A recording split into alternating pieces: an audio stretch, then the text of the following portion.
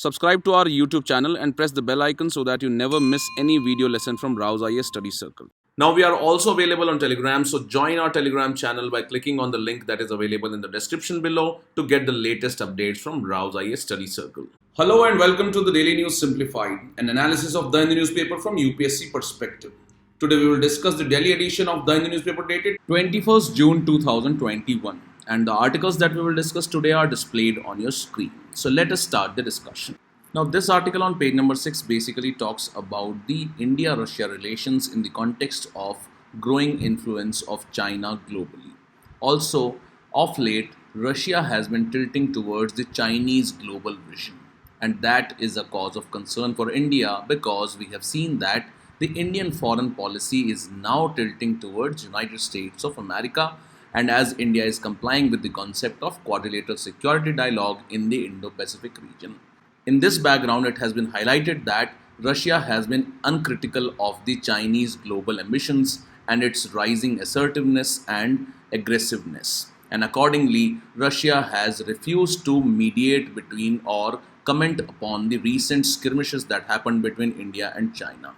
In this context, let us look at the way Russia-India relations have been evolving and how the Russia-China relations are being shaped up in the context of the quadrilateral security dialogue and the concept of Indo-Pacific region.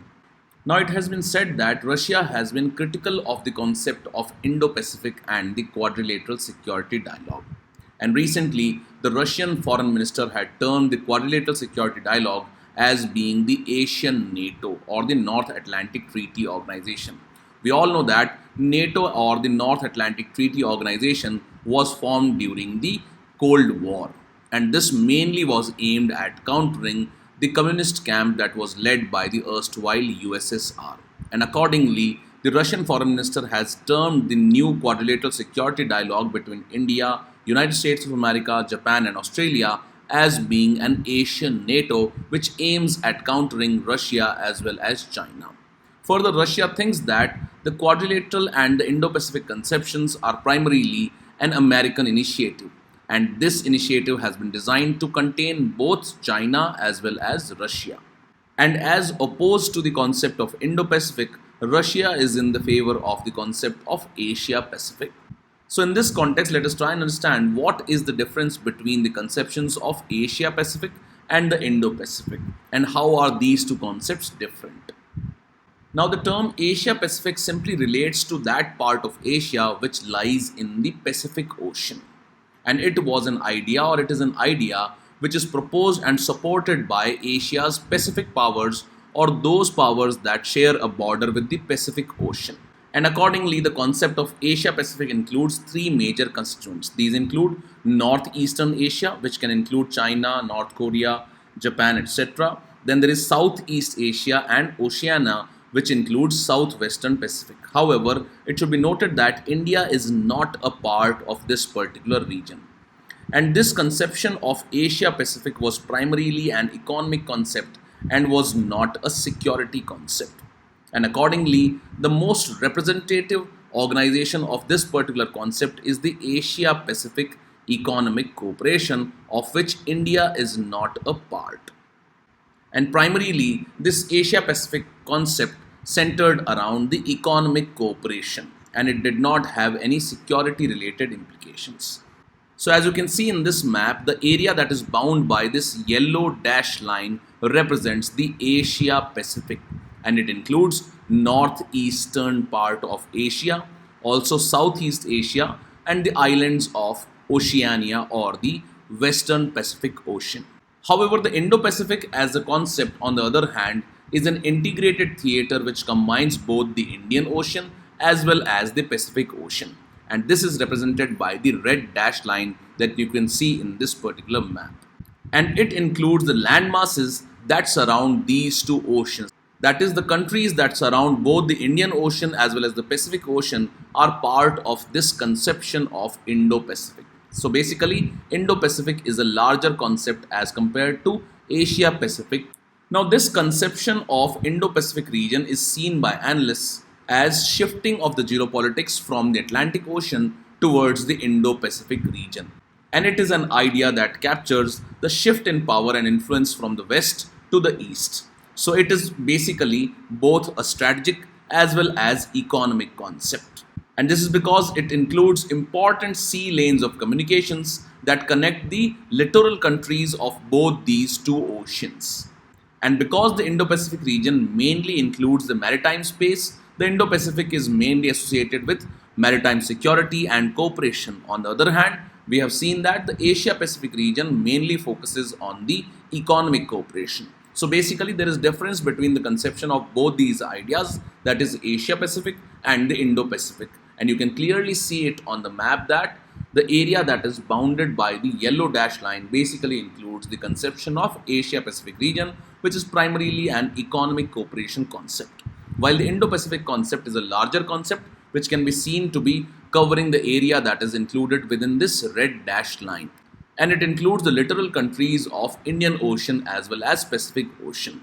And one of the greatest cooperation that is being seen in the Indo-Pacific region is represented by the Quadrilateral Security Dialogue, which has India. So basically, in the Indo-Pacific conception, India is also a part, being a member of the Quadrilateral Security Dialogue. However, in this Asia-Pacific conception, India is not a part. And in this background, the Russian ambassador to India had recently advised India to take a larger look at the Chinese foreign policies. And also, he described the Indo-Pacific strategy that is being embraced by the Quadrilateral Security Dialogue as an effort to revive the Cold War mentality. And you all might be knowing that during the Cold War, the world was divided into two camps, one represented by the United States of America and the other camp was represented by the erstwhile USSR, of which Russia was the main player. Further, recently we have seen that the Russian foreign minister had visited Pakistan, and this is the first time a Russian foreign minister has done so. So in this background, India is concerned about Russia's uncritical advocacy of China's global vision, and how it is going to impact India-Russia relations is very crucial for India. So in this background, let us try and understand the India-Russia relations in the emerging geopolitical scenario. Now, there are a lot of emerging geopolitical scenarios that are playing out, and these are likely impacting the India-Russia relations. First in this line is the India's alignment with the United States of America in its Indo-Pacific strategy. We all know that India has been aligning with the United States of America in the Quadrilateral Security Dialogue in the Indo-Pacific strategy. And this is one of the key concerns between India-Russia relations. We all know that US and Russia have been adversaries for almost after the Second World War. Further, Russia has been one of the biggest defense partners for India. However, of late, India has signed all the four foundational defense agreements with the United States of America, which clearly highlights that India is tilting towards the United States of America in terms of its defense strategy. However, India has insisted that its Indo-Pacific initiatives like the Quadrilateral Security Dialogues, etc., seek for a cooperative and rule-based order in the Indo-Pacific. And such initiative will not lead to a politico-military alliance, and that is why Russia need not be concerned with the India's cooperation with the United States of America. However, already experts have outlined that India's alignment with the United States of America is going to be one of the key issues in the India-Russia relationship's future. Then recently, Russia-China bonhomie is also being witnessed. And in this line, India has raised the concerns about Russia's China embrace, that is, the improving relations between Russia and China, which include close political, economic, and defense cooperation. Now, Russia accounted for about 77% of China's arms imports between 2016 to 2020, which is one of the big numbers. Also, India has already raised apprehensions about their technology and intelligence sharing. We all know that India is already concerned about the assertiveness of China on its northern borders. And then there are also speculations about a future Russia-China military alliance being developed against the United States of America and its Indo-Pacific strategy, which will make India and Russia standing at odds despite having a half century of good relations. Another issue that is affecting India-Russia relations is the Russia-Pakistan bonhomie. And in this line, the Russian foreign minister had recently visited Pakistan after he visited India. And this is the first time a Russian minister has visited Pakistan. So that is also a cause of concern for India, because at this visit, the Russian foreign minister highlighted that Russia would be strengthening the Pakistan's counter-terrorism capability. And this is being seen as a step to increase the Russian weapon supply to Pakistan. Now, Russia is Pakistan's second largest defense supplier, and it accounts for about 6.6% of its arms imports in 2016 to 2020. Further, both the countries are already cooperating on joint counter-terrorism drills and are sharing perspectives on the military tactics and strategic doctrines. Now, as the Russian arms exports are increasing to Pakistan, India is already concerned that it is one of the biggest importers of the Russian defense supplies. And that is why this will lead to sharing of the same intelligence and the technologies with both the countries who are adversaries. That is, if Russia shares the same technology and intelligence with both Pakistan and India, it will undermine India's security interests. Then also there are concerns regarding a new Cold War playing out because of the US-China angle. And in this line, the US is taking on both China and Russia, and it is leading to increasing relationship or improving relationship between China and Russia at this point of time. And it is driving them together. In this background, the experts have speculated that this is accelerating the move to bipolarity towards a new Cold War.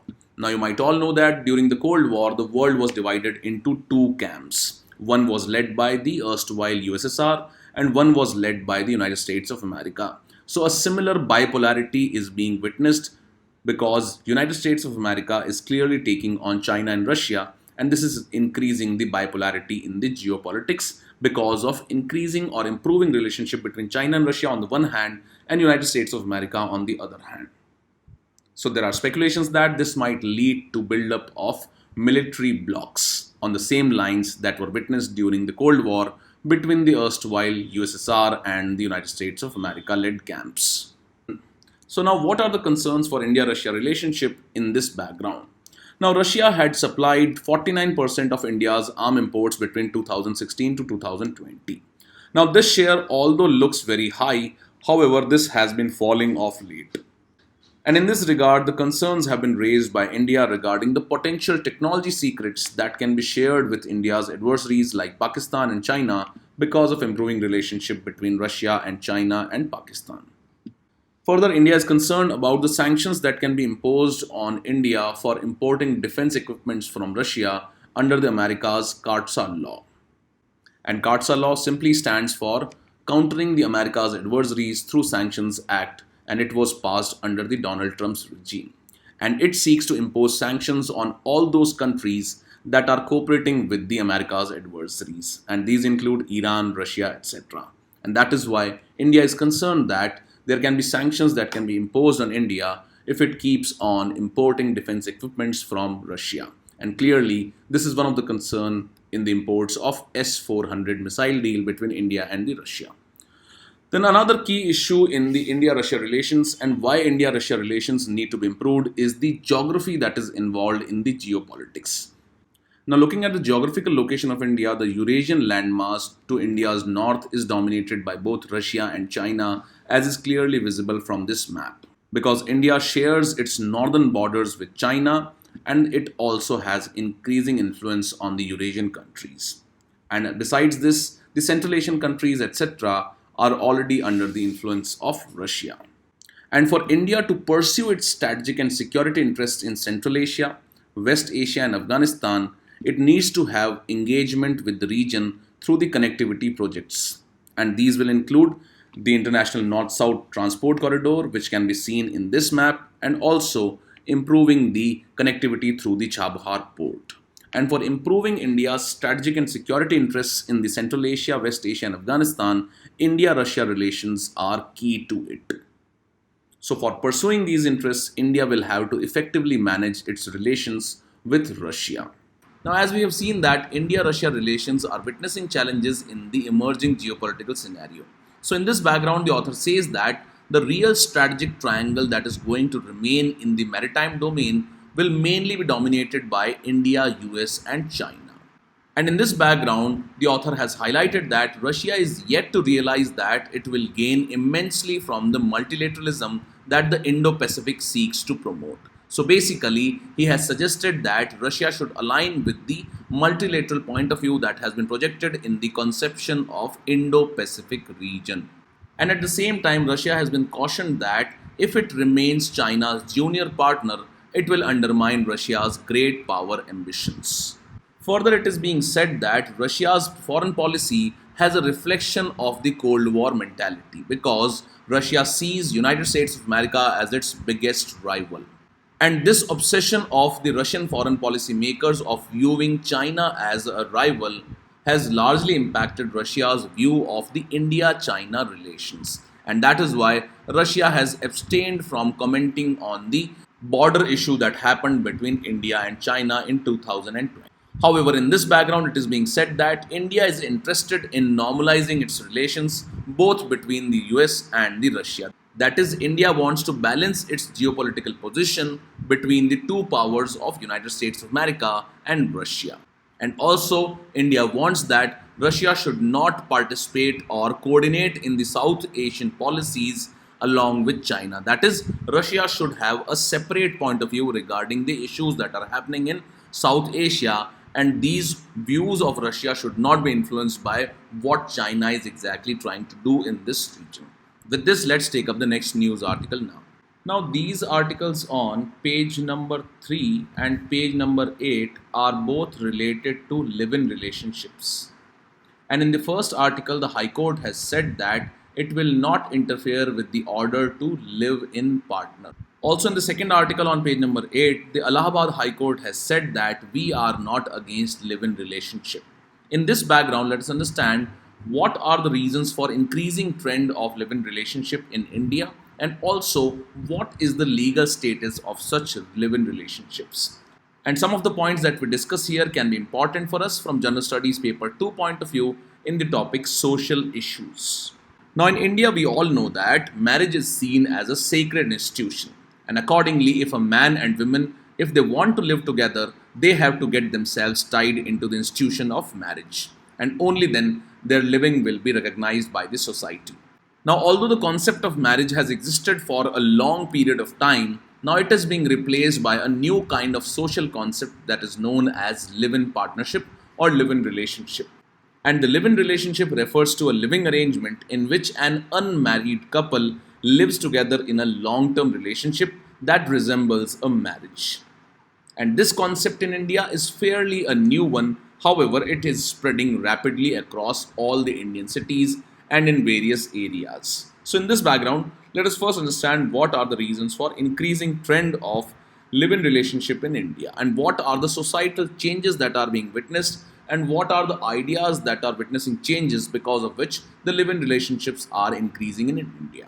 And after that, we will learn about what is the legal status of such live-in relationships and what are the various judgments of the Supreme Court in this regard. Now, first and foremost reason for the increasing trend of live-in relationship in India is the modern education and the ideas.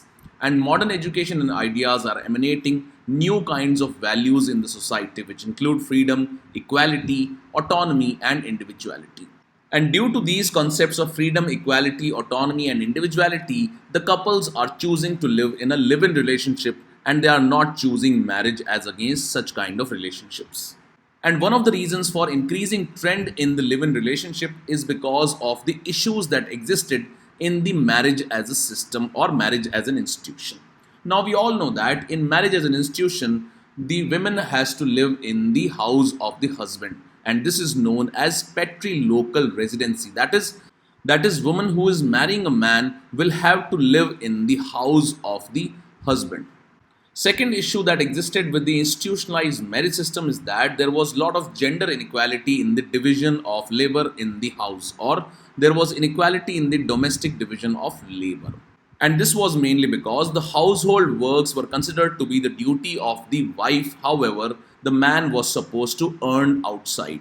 And this was seen as an arrangement which perpetuated gender inequality. Thirdly, in the institutionalized marriage system, there is lack of agency over the reproduction. And the women did not have say in the important questions related to reproduction. That is, when to conceive a child or how many children should be given birth. And in such decisions, women did not have much say. And that is why it is said that women had lack of agency over the reproduction. And all these factors have discouraged the institution of marriage, and that is why many couples are now choosing to live in a live-in relationship kind of concept. Further, with marriages, there were a lot of legal and financial complications, and these came to the surface especially when the couples decided to split. Also, we note that in the present society, there is economic independence and financial security for the women, and this has increased with female labor force participation, and accordingly, women has become free in the society because of increasing opportunities or increasing economic opportunities because of participation in the labor force, and accordingly, the influence of the society, which is highly patriarchal, is reducing considerably. Also, we note that the youngsters these days are career oriented and highly aspirational. And as such, both men and women treat marriage and having children as an impediment to their career growth. And accordingly, the live-in relationships are giving way to traditional system of marriage in the society. Further, because of the changes that are being witnessed through the globalization and westernization, we see that there has been increased communication revolution across the globe. And this has led to diffusion of new ideas and concepts of marriages into Indian society. And the concept of live-in relationship that existed in the Western society is now gradually increasing or getting adopted in India as well. Further, we note that the institution of marriage in India is mainly or deeply rooted in the caste and the communal ties. We note that in the caste system, the marriage is allowed only within the caste. And as such, intercaste and interfaith marriages are not entertained well by the society, or they are not widely accepted. And that is why many urban youth prefer choice-based live-in relationships. So these are few reasons that are leading to increasing trend of live-in relationship in India. And it is now a common fold phenomena across the large cities of India. Now this brings us to next important issue related to live-in relationship, that is what is the legality of live-in relationship. So it should be understood that the Supreme Court in one of the landmark judgment that was known as S. Khushbu versus Kanyammal had held that live-in relationship comes within the ambit of right to life under Article 21 of the Indian Constitution. And as such, the court held that live-in relationships are permissible and the act of two major living together cannot be considered as illegal or unlawful. So basically, Supreme Court through this judgment has recognized the concept of live-in relationship and has said that it comes within the ambit of right to life under Article 21 of the Indian Constitution. Further, the Protection of Women from the Domestic Violence Act 2005 covers under its ambit relationships similar to marriage or live-in relationship, and this protects women in such kind of relationships. So basically, women in the live-in relationships also have protection under the Protection of Women from Domestic Violence Act 2005. Again, one of the key committees that was set up by the Government of India, known as the Justice Malimath Committee, which was mainly concerned with reforms in criminal justice system, had suggested that the word wife that is enshrined under the Criminal Procedure Code or the CRPC should be amended, and this should be amended to include a woman living with the man as his wife, so that even women in live-in relationship would be entitled to alimony. And this was mainly to be done in order to facilitate the women with financial resources after the woman separates from a man. So basically, this committee advocated widening the scope of the term or the definition of wife that is included in the Criminal Procedure Code. Again, the National Commission on Women also suggested a similar thing, and it suggested that the section 125 of the Criminal Procedure Code should include couples living together for years within its ambit to give proper maintenance and alimony to deserted women. However, despite such decisions of the Supreme Court and coverage of women under the Domestic Violence Act, the issue of separation of women and men under the live-in relationship has been a cause of concern. And as such, it is suggested that there is a need to change the laws to keep up with the evolving societal conditions, because the existing legal system does not cover live-in relationship in its entirety. So these are few aspects of the issue of live-in relationship in India. These are some of the legal aspects, and also we have seen some of the reasons that are leading to the increasing trend of live-in relationship in India. So these are some of the points that can be used in writing answers in the social issues related to this topic of live-in relationship, and can also be seen as a kind of change that is being witnessed in the marriage system in India. With this, let's take up the next news article now. Now, this data point on page number 7 is related to the issue of domestic violence in India, and women in India have been at the receiving end of the domestic violence, and they have been the victims of the domestic violence in Indian families. And this data point highlights that the highest ever domestic violence cases have been registered in India in the year 2021. And between January and May 2021, the complaints of domestic violence stood at about 2,383. And this is high as compared to the last peak that was witnessed regarding the complaints back in 2014. Now, according to National Commission for Women, over 2,300 domestic violence complaints were registered between January and May 2021. And this is the highest for any year since 2000. And most of the complaints were received from Uttar Pradesh, while the highest complaint rate was recorded in Delhi. Now, according to NFHS or the National Family Health Survey data, 70% of the women in major states who faced physical violence did not inform anyone about it. And even among those who sought help, very few reached out to the relevant authorities. So clearly, even when the women are suffering from domestic violence, they are reluctant to reach out to the relevant authorities. So all this data clearly reflects the stark situation of domestic violence in India. And accordingly, let us try and understand what is meant by this term domestic violence, what are the various reasons for high incidence of domestic violence in India, and what are the various government measures to prevent the issue of domestic violence. And after that, let us look at some of the measures that can be used by the governments to prevent domestic violence in Indian families.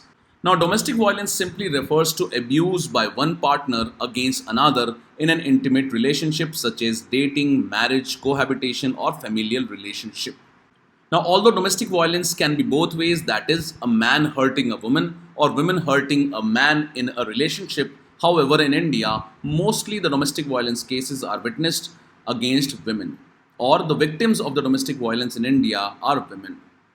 Now, domestic violence is not just physical abuse, but it can also include emotional, verbal, economic, and sexual abuse.